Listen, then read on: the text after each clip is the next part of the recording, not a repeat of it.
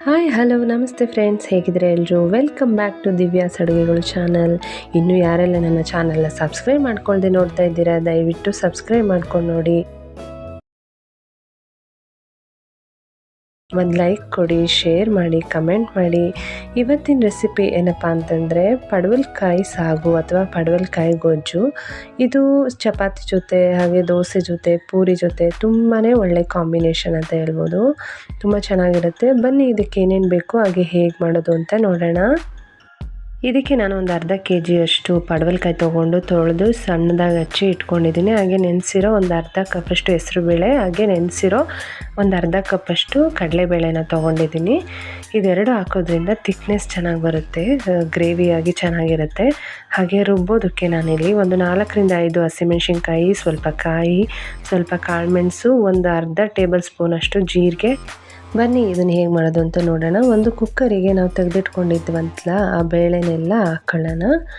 ಅದೆಲ್ಲ ಹಾಕಿದ್ದಾದಮೇಲೆ ಹಚ್ಚಿಟ್ಕೊಂಡಿದ್ವಲ್ಲ ಆ ಪಡವಲಕಾಯಿ ಸೇರಿಸ್ಕೊಳ್ಳೋಣ. ಇದಕ್ಕೆ ನಾನು 1.5 ಗ್ಲಾಸಷ್ಟು ನೀರು ಹಾಕಿದ್ದೀನಿ. ಜಾಸ್ತಿ ನೀರು ಹಾಕ್ಬಿಟ್ಟು ಕೂಗಿಸ್ಕೋಬಾರ್ದು. ನೋಡಿ, 1.5 ಗ್ಲಾಸಷ್ಟು ನೀರು ಹಾಕ್ಕೊಂಡ್ರೆ ಸಾಕು. ಈಗ ಇದಕ್ಕೆ ಸ್ವಲ್ಪ ಅರಿಶಿನ, ಸ್ವಲ್ಪ ಉಪ್ಪನ್ನು ಸೇರಿಸ್ಬಿಟ್ಟು ಲಿಡ್ನ ಕ್ಲೋಸ್ ಮಾಡಿಬಿಟ್ಟು 1-2 ವಿಷಲ್ ಹೊಡೆಸ್ಕೊಳ್ಳೋಣ. ಈ ಕಡೆ ರುಬ್ಬಕ್ಕೆ ಜೀರಿಗೆ, ಮೆಣಸು, ಬೆಳ್ಳುಳ್ಳಿ, ಹಸಿಮೆಣಸಿನ್ಕಾಯಿ, ಕಾಯಿ ಇದನ್ನೆಲ್ಲ ಹಾಕ್ಕೊಂಡು ಚೆನ್ನಾಗಿ ಒಂದು ಫೈನ್ ಪೇಸ್ಟ್ ಮಾಡ್ಕೊಳ್ಳೋಣ.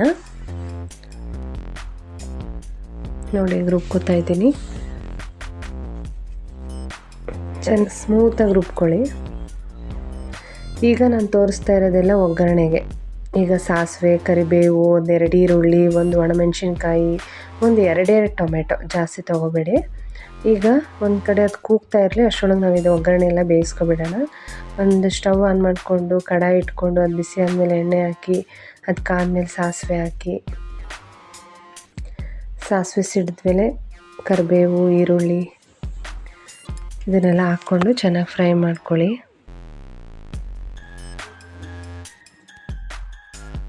ಸ್ವಲ್ಪ ಈರುಳ್ಳಿ ಎಲ್ಲ ಚೆನ್ನಾಗಿ ಫ್ರೈ ಆದಮೇಲೆ ಟೊಮೆಟೊ ಸೇರಿಸ್ಕೊಳ್ಳಿ.